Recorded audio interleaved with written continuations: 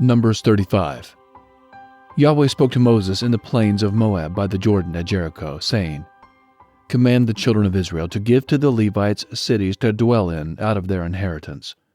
You shall give pasture lands for the cities around them to the Levites. They shall have the cities to dwell in.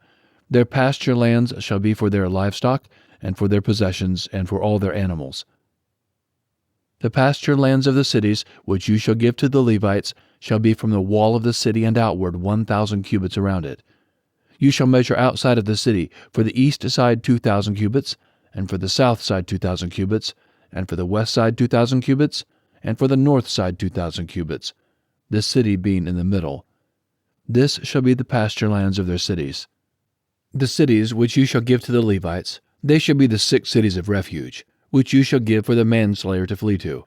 Besides them you shall give 42 cities. All the cities which you shall give to the Levites shall be 48 cities, together with their pasture lands.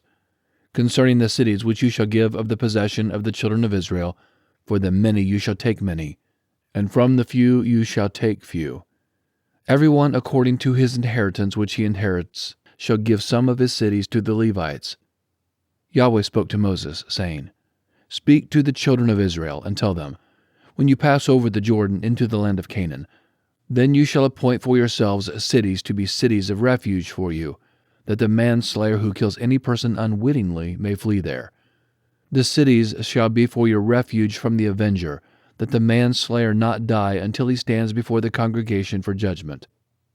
The cities which you shall give shall be for you 6 cities of refuge.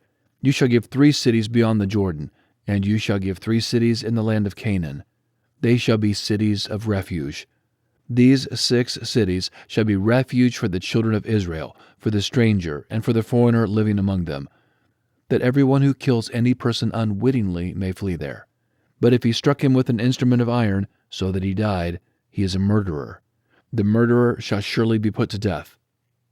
If he struck him with a stone in the hand, by which a man may die, and he died, he is a murderer. The murderer shall surely be put to death. Or if he struck him with a weapon of wood in the hand, by which a man may die, and he died, he is a murderer. The murderer shall surely be put to death. The avenger of blood shall himself put the murderer to death. When he meets him, he shall put him to death. If he shoved him out of hatred, or hurled something at him while lying in wait, so that he died, or in hostility struck him with his hand, so that he died, he who struck him shall surely be put to death. He is a murderer. The avenger of blood shall put the murderer to death when he meets him. But if he shoved him suddenly without hostility, or hurled on him anything without lying in wait, or with any stone by which a man may die, not seeing him, and cast it on him so that he died, and he was not his enemy and not seeking his harm, then the congregation shall judge between the striker and the avenger of blood according to these ordinances. The congregation shall deliver the manslayer out of the hand of the avenger of blood, and the congregation shall restore him to his city of refuge, where he had fled. He shall dwell therein until the death of the high priest, who was anointed with the holy oil. But if the manslayer shall at any time go beyond the border of his city of refuge where he flees, and the avenger of blood finds him outside of the border of his city of refuge, and the avenger of blood kills the manslayer, he shall not be guilty of blood, because he should have remained in his city of refuge until the death of the high priest. But after the death of the high priest, the manslayer shall return into the land of his possession. These things shall be for a statute and ordinance to you throughout your generations in all your dwellings. Whoever kills any person, the murderer shall be slain based on the testimony of witnesses, but one witness shall not testify alone against any person so that he dies. Moreover, you shall take no ransom for the life of a murderer who is guilty of death. He shall surely be put to death. You shall take no ransom for him who has fled to his city of refuge, that he may come again to dwell in the land before the death of the priest. So you shall not pollute the land where you live, for blood pollutes the land. No atonement can be made for the land for the blood that is shed in it, but by the blood of him who shed it. You shall not defile the land which you inhabit, where I dwell, for I, Yahweh, dwell among the children of Israel. Numbers 36. The heads of the fathers' households of the family of the children of Gilead, the son of Machir, the son of Manasseh, of the families of the sons of Joseph, came near and spoke before Moses and before the princes, the heads of the fathers' households of the children of Israel. They said, Yahweh commanded my Lord to give the land for inheritance by lot to the children of Israel. My Lord was commanded by Yahweh to give the inheritance of Zelophehad our brother to his daughters. If they are married to any of the sons of the other tribes of the children of Israel, then their inheritance will be taken away from the inheritance of our fathers, and will be added to the inheritance of the tribe to which they shall belong. So it will be taken away from the lot of our inheritance. When the Jubilee of the children of Israel comes, then their inheritance will be added to the inheritance of the tribe to which they shall belong.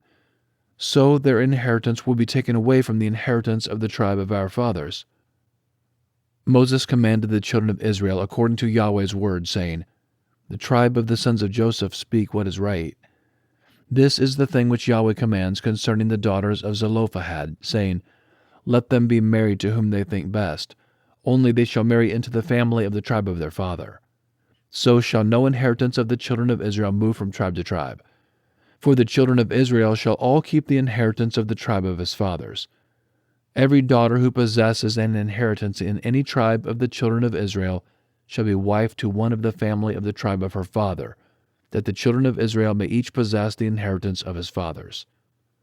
So shall no inheritance move from one tribe to another tribe, for the tribes of the children of Israel shall each keep his own inheritance.